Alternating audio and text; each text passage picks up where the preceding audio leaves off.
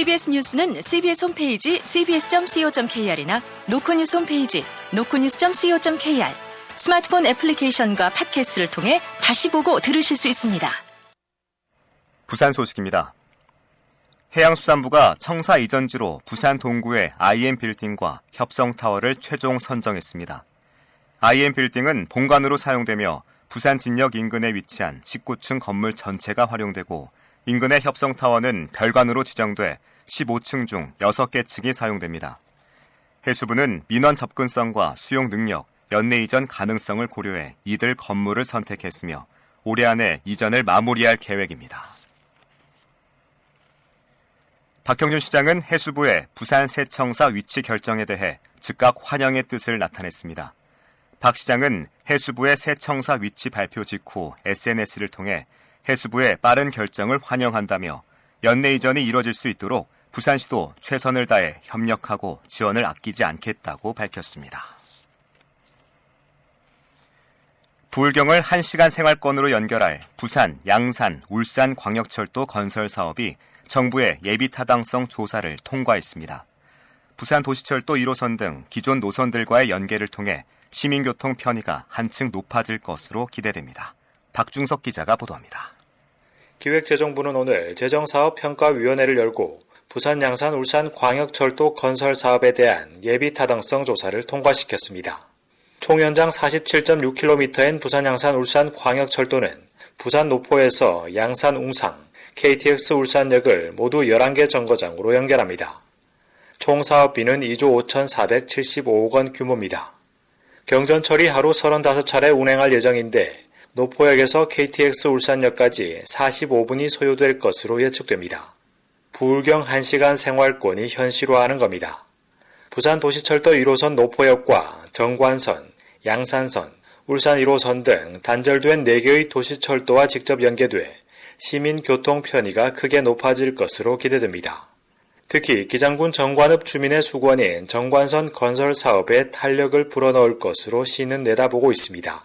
박형준 부산시장입니다. 부산 도시철도 정관선과 월평에서 연계될 예정으로 현재 계획 단계에 놓여 있는 정관선 건설 사업에 탄력을 불어넣게 될 것입니다. 이와 함께 시가 추진 중인 북부산 노포역 1호 종합개발계획과 맞물려 노포역 1호를 부울경 초광역 경제권의 핵심 거점으로 발전시킬 토대가 될 것으로 전망됩니다. 예비 타당성 통과에 따라 올해 안에 국토교통부가 이 사업의 타당성 조사와 기본 계획 용역에 착수할 수 있을 것으로 보이는데, 이후 노선과 총사업비가 확정되면 설계를 거쳐 착공에 나서게 됩니다. CBS 뉴스 박중석입니다. 가덕도 신공항 공사에서 일방적으로 빠졌던 현대건설이 백스코에 이어 이번엔 고리 1호기 해체 사업까지 넘보고 있다는 사실이 알려지면서 지역사회 반발이 커지고 있습니다.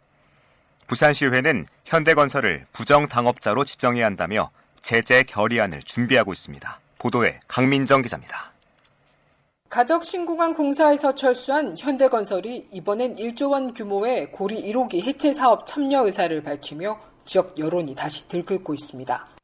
최근 3천억 원 규모의 백스코 제3전시장 건립에 뛰어들 것이라는 소식이 알려지면서 비판 여론이 컸던 가운데 또다시 수익성 높은 사업만 노린다는 비판이 제기되고 있습니다.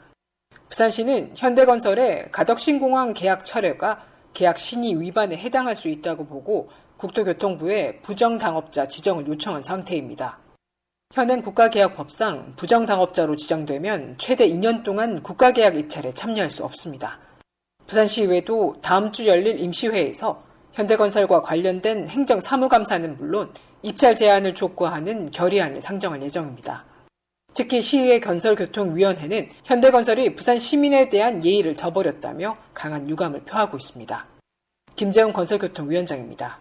현대건설 부정당업체 선정 국토부에 하는 부분하고 또 지금 고리나 백스코 제3전시장 같은 이런 거 지금 현대건설이 넘보는 부분하고 전체 집약해가지고 촉구한 결의안을 하나 지금 만들어라고 해놨습니다. 한편 대한건설협회 부산시회도 현대건설을 배제하고 기존 지역업체 중심으로 가덕 신공항 조성부지 컨소시엄이 재편되고 있다고 밝혔습니다. CBS 뉴스 강민정입니다. 부산에서 잇따라 어린 자매들의 생명을 앗아간 화재가 모두 멀티탭에서 시작된 걸로 추정되자 소방당국이 위험성을 검증하는 실험에 나섰습니다. 올바른 멀티탭 사용법을 김혜민 기자가 전해드립니다.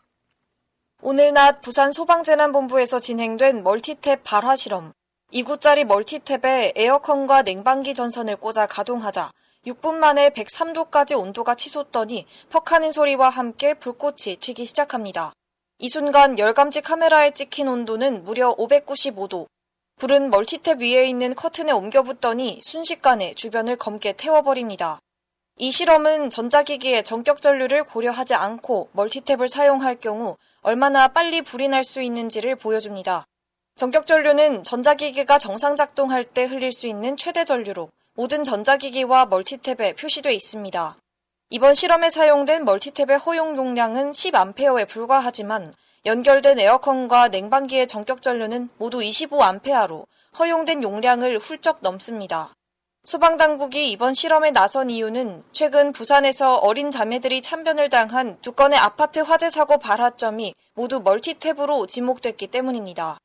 실제로 최근 전국에서 가정 내 콘센트 과전류 등 전기적 요인으로 인한 화재는 매년 증가세를 보이고 있습니다. 소방당국은 에어컨 같은 전격 전류가 큰 기기는 반드시 벽면 콘센트에 연결해 사용해야 한다고 강조합니다. 부산 소방재난본부 정동우 화재조사 계장입니다. 에어컨, 건조기 등 전격 전류가 큰 기기는 벽면 콘센트를 연결하여 사용하셔야 합니다. 전선의 꼬임, 압착, 변색 등을 수시로 점검하여 안전하게 사용하시길 바랍니다.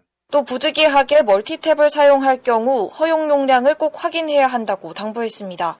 CBS 뉴스 김혜민입니다. 오늘 오후 2시쯤 영도구 남항동 한 회전 교차로에서 60대 A씨가 몰던 차량이 인도로 돌진해 버스 정류장을 덮쳤습니다. 이 사고로 정류장 벤치에 앉아있던 3명과 보행자 1명 등 4명이 병원으로 옮겨졌으며 이 가운데 1명은 중상인 것으로 알려졌습니다. 운전자 A씨는 경찰 조사에서 도로를 건너던 보행자를 급하게 피하려다 사고가 났다고 진술했으며 경찰은 정확한 사고 경위를 조사하고 있습니다. 부산시 교육청이 AI와 디지털 대전환 시대를 맞아 맞춤형 AI 디지털 교육을 통한 미래인재 양성 정책을 본격 추진합니다. 끝으로 날씨입니다. 부산은 오늘 가끔 구름 많겠고 내일은 대체로 맑겠습니다. 당분간 무더위와 열대야는 계속되겠습니다. 내일 최저기온은 23도, 낮 최고기온은 30도로 예상됩니다.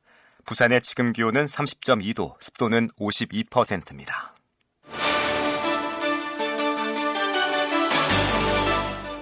부산 CBS 저녁 종합 뉴스를 마칩니다. 지금까지 진행해 엔지니어 최혜지, 기자 정민기, 아나운서 국제일이었습니다.